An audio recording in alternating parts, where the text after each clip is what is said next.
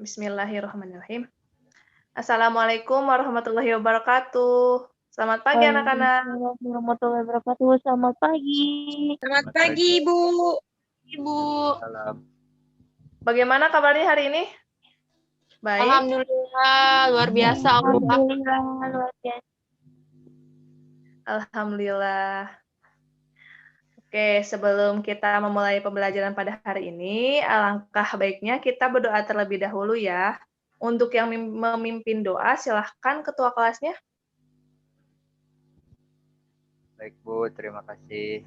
Ya baik teman-teman, sebelum kita memulai pembelajaran pada pagi hari ini, alangkah baiknya kita untuk berdoa terlebih dahulu. Berdoa menurut kepercayaan masing-masing. Berdoa dipersilahkan.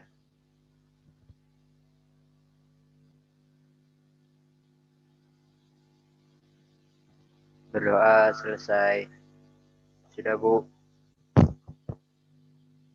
Terima kasih banyak. Ikhlasul amal.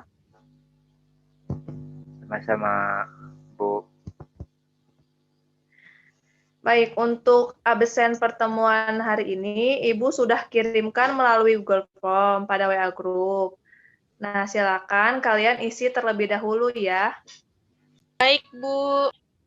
Sudah, Ibu. Oke, baik. Sambil kalian isi Sudah, Bu. absen, Ibu akan mengulas sedikit tentang materi sebelumnya, yaitu tentang pengolahan hasil samping. Sebagaimana yang telah Ibu jelaskan, bahwa ada beberapa bagian ikan yang sering dibuang dan menjadi limbah seperti kulit, kepala, sisik, hati, dan lain-lain. Masih ingat kan? Ingat, Terima kasih, Bu. Bu. Baik, sebelum kita masuk ke pematerian hari ini, Ibu akan menjelaskan atau menyampaikan tentang tujuan pembelajaran pada hari ini, yaitu diantaranya, yang pertama, kalian dapat mengidentifikasi karakteristik bahan baku dan bahan pendukung dalam proses pengolahan kerupuk kulit ikan. Kemudian, kalian juga dapat mengidentifikasi jenis dan fungsi alat dalam pengolahan kerupuk kulit ikan.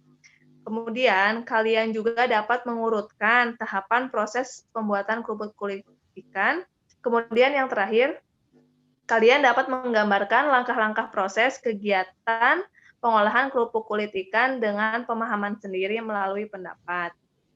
Nah, untuk pematerian sebelumnya, yang seperti tadi Ibu bilang, sangat berkaitan erat dengan pematerian hari ini, yaitu memanfaatkan limbah ikan dengan pengolahan kerupuk kulit ikan.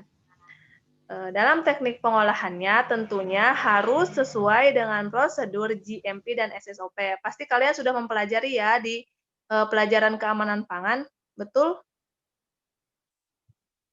Betul, Bu. Oke. Di mana teknik pengolahan tersebut akan mempengaruhi dari hasil akhir produk yang akan sampai ke konsumen, mulai dari kebersihan, pengemasan, dan kandungan gizi pada produk tersebut. Nah, makanya pengolahan kerupuk kulit ikan ini harus sesuai dengan prosedur GMP dan SSOP.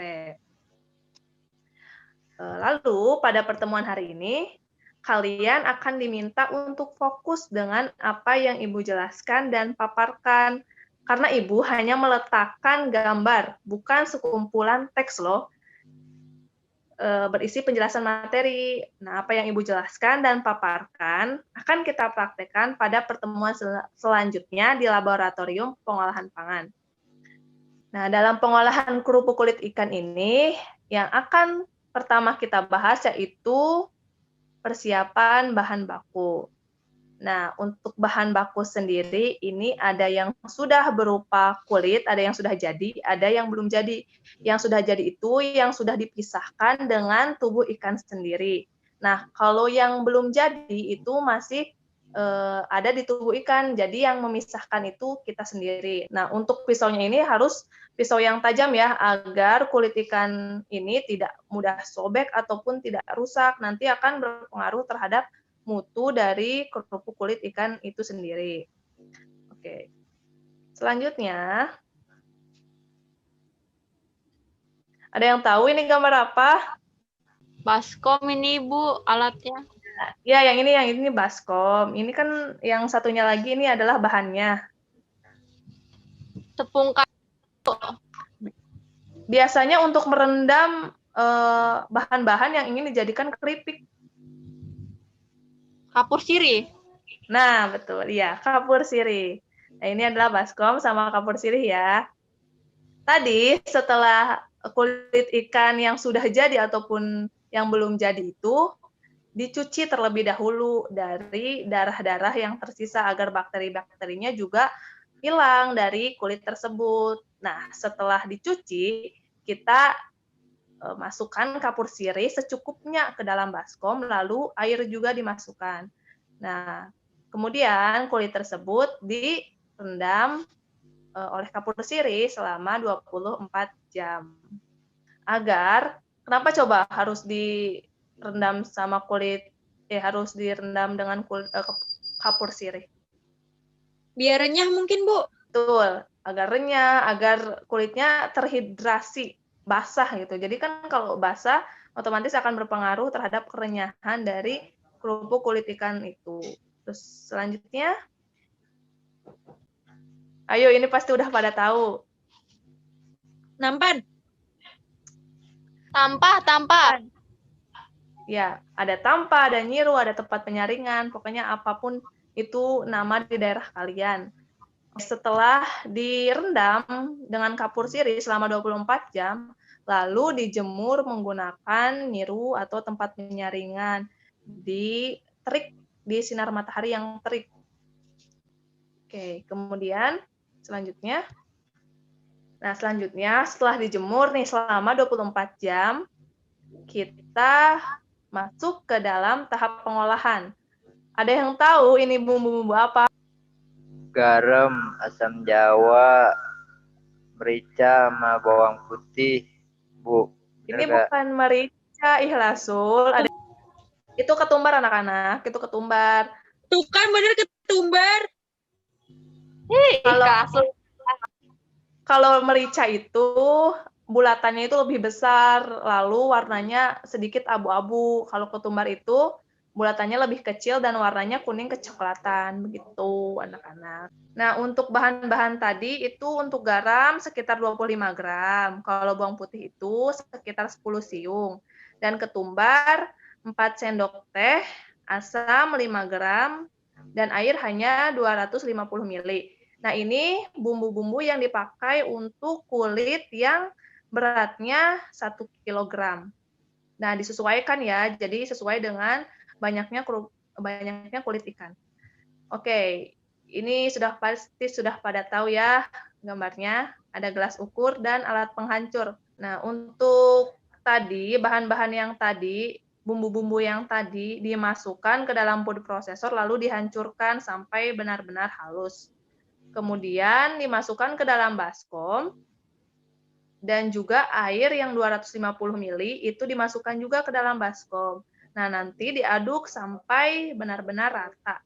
Kemudian ikan yang telah dijemur tadi itu dimasukkan ke dalam baskom tersebut, lalu direndam selama 2-5 jam. Kemudian setelah kerupuk kulit ikan benar-benar renyah, itu kalian dapat menggorengnya. Nah, untuk digorengnya itu harus benar-benar berwarna kecoklatan, dan itu akan mempengaruhi juga sama mutu kerupuk kulit ikannya, kerenyahannya, jadi harus benar-benar diperhatikan.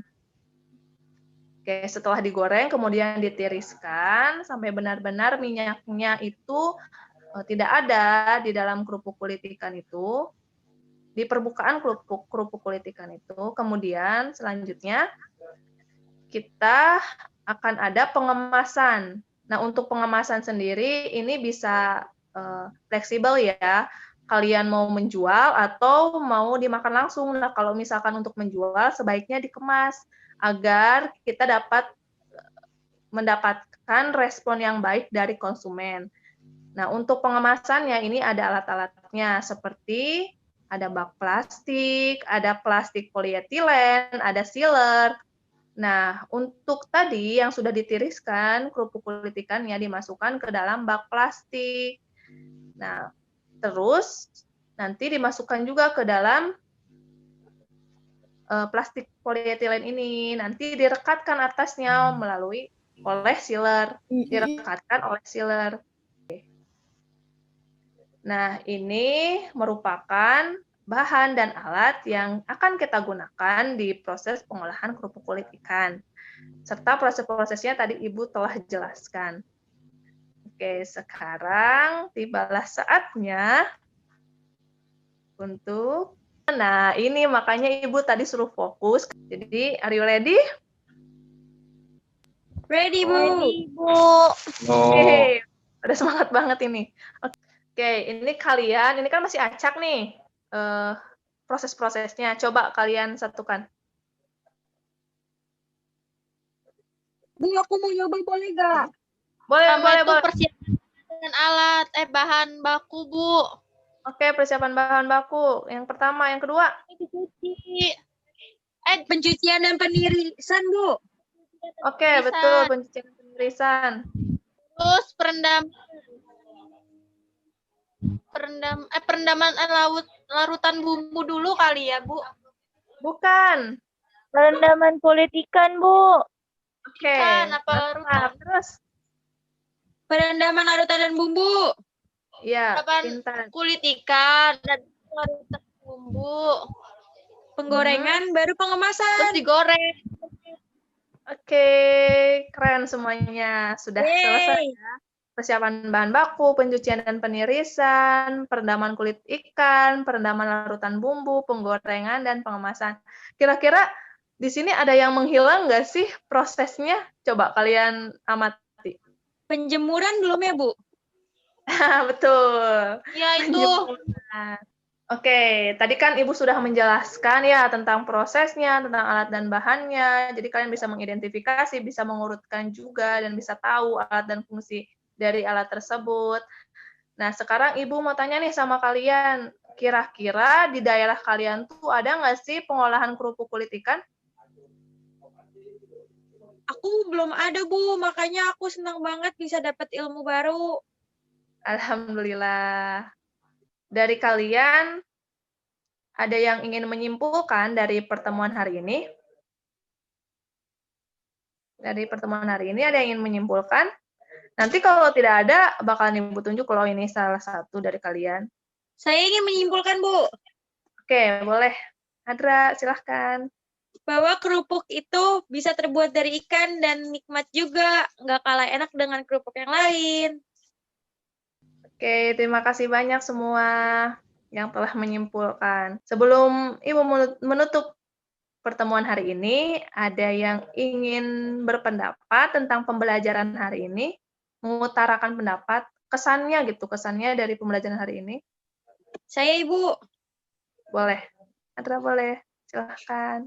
Saya merasa pembelajaran kali ini benar-benar informatif karena baru pertama kali juga saya mengetahui bahwa ada kerupuk dari kulit ikan malah.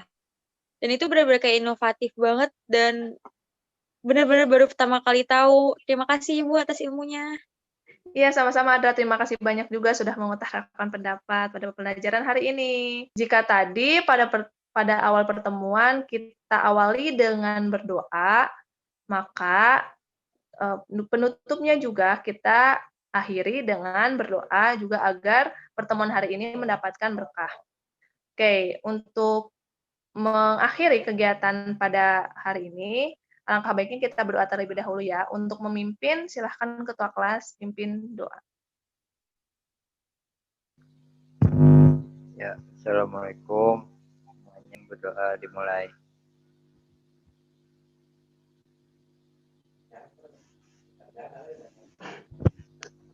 Berdoa selesai.